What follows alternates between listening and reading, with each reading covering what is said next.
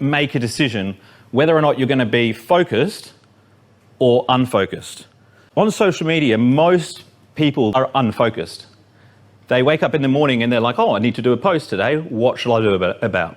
It's the most inefficient way to do social media you could possibly think of. So if you're unfocused, you're reactive, you're not in control, you're unsure about the future, you have no breathing room, you're flustered, you're second guessing, you're surviving, you're basically reactive, and you procrastinate. So whereas if you're focused, you've got more of a longer term vision, you're quite calm because you know what you're posting tomorrow.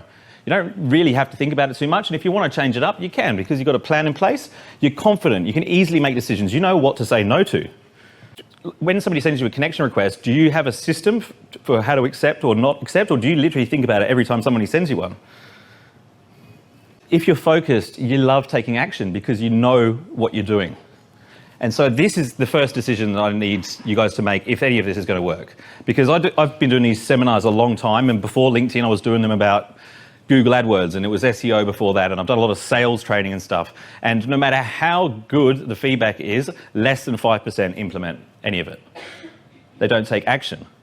It's a lot of it's to do with confidence. They're scared of making mistakes. I can't do any of this stuff for you. It's a decision that you have to make yourself. And I hate planning shit, like I really do. But when it comes to this area, I have to.